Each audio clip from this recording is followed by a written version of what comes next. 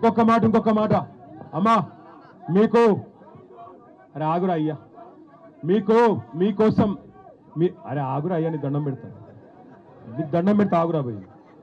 ఇగో మీ MLA సాబే వకీలు మీ MLA సాబే వకీలు MLA సాబ్ ఏం చెప్పిండంటే నాకు అన్న మనమే కొట్లాడాలి పార్టీకి ఎంచి అన్నాడు 5 కోట్లైనా 10 కోట్లైనా పార్టీ నుంచి మేమే పెడతాం మీ కేసులని మేమే కొట్లాడతాం మీరు ఒక్కరికి ఒక రూపాయి కట్టాకనే కూడా అది కూడా చెప్తున్నాడు సమాధానం చెప్పేటోడు లేడు ఇప్పుడు నేను అడిగిన మా ఆడబిడ్డల్ని ఎవడన్నా అధికారం వచ్చి చెప్తున్నా మీకు చక్కగా ఏం చేయబోతున్నారు ఎట్లా ఇస్తారు లెక్క కట్టిస్తారా మనకు ఇల్లు కొట్టేది ఉంటే చట్టం ఉన్నది కాంగ్రెస్ వాడికి వచ్చిన చట్టమే ఉంది ఇల్లు కొడితే దాని విలువకు 3 ఇంతలు ఇవ్వాలి ఇంట్లో ఒకరికి ఉద్యోగం ఇవ్వాలి ఇవన్నీ చేయకుండా 5 లక్షల రూపాయలు మీరు తరలిచిపోయేందుకు 5 లక్షలు అదనంగా ఇవ్వాలి ఇవన్నీ చెప్పాలి మీకు ఇట్లనే పబ్లిక్ హియరింగ్ పెట్టి చెప్పాలి అంతేగాని సాటుగా వచ్చి రాసుకుంటాం సర్వే చేస్తాం మా అయ్యే జాగిరి లెక్క ఎటువంటి తట్టు చేస్తాం తెల్లారి పోలీసులను పెట్టి బుల్డోజర్ పంపుతామంటే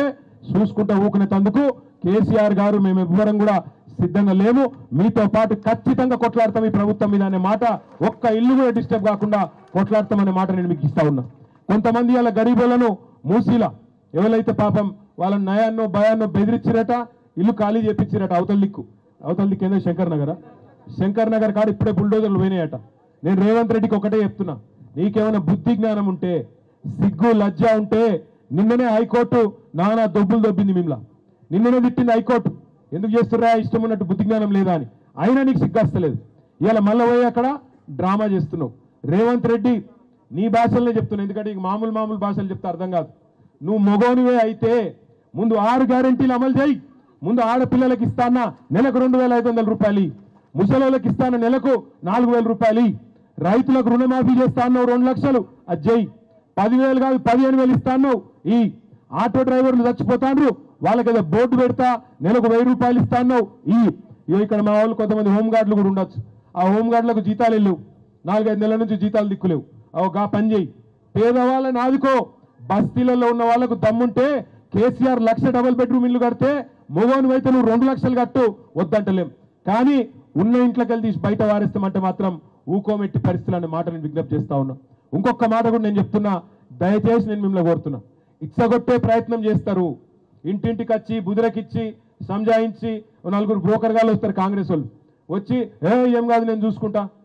నన్ను నమ్ముర్రి అని చెప్పి ఇంటింటికి వస్తారు పొరపాటున కూడా ఏ బ్రోకర్ను నమ్మకండి మీ ఇల్లు మీరు కాపాడుకోవాలంటే మీ ఐకమత్యమే ఒక్క కాల్ మీరు కాలేరు వెంకటేష్ అన్న కొట్టండి అన్న వస్తాడు మీ ఎంబడ మాకు ఒక ఫోన్ కొడతాడు మేమందరం దిగుతాము ఎట్లా ఎవడు మిమ్మల్ని ముడతాడో మేము కూడా చూస్తాం మీ అందరినీ నేను ప్రార్థించేది ఒకటే మీరు ఎంత గట్టిగా నిలబడితే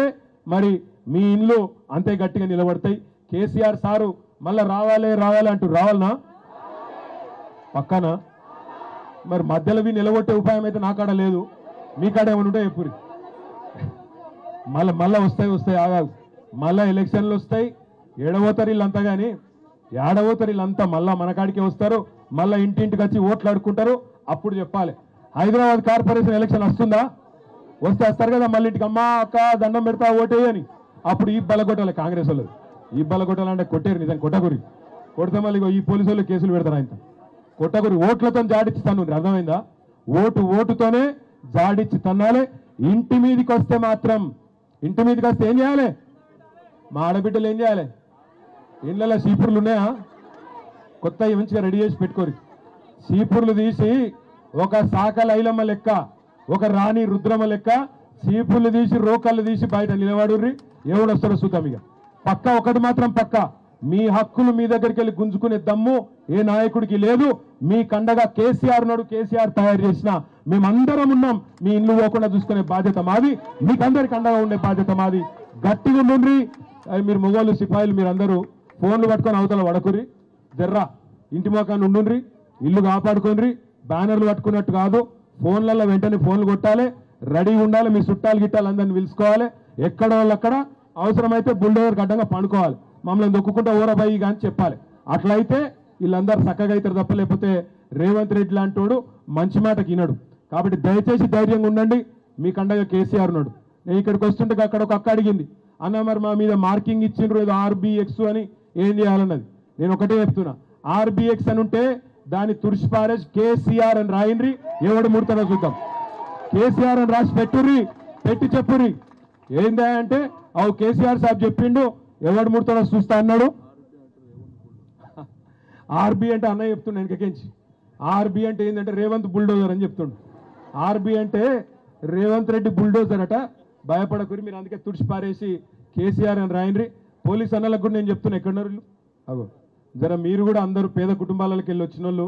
గరీబ్ గాల మీద జులుం చేయకుర్రి. మీరు డ్యూటీ చేయండి కానీ జులుం చేయకుర్రి. అనవసరంగా వాళ్ళు చారాన చెప్తే మీరు బారాన చేయకుర్రి. గరీబ్ వాళ్ళని సతాయించకుర్రి, పాపం తగులుతుంది, మంచిది కాదు. ఇంకోటి గవర్నమెంట్లు పర్మనెంట్ కాదు, వాళ్ళు పోతారు మళ్ళీ మేము వస్తాం. మీకెరికే మాకెరికే, జనం మూడేందో మీకు కూడా తెలుసు. కాబట్టి ఎవరన్నా పెద్ద పెద్ద పోలీసు వాళ్ళు చెప్పారు కదా పైకి వెళ్ళని అతి చేస్తే మేము కూడా రాసి పెట్టుకుంటాం, మిత్తితో సహా ఇస్తాం. అది కూడా ముందే చెప్తున్నాం, మళ్ళా తర్వాత మమ్మల్ని అనకుర్రి. దయచేసి గరీబోళ్ళ మీద జులుం చేయకుర్రి,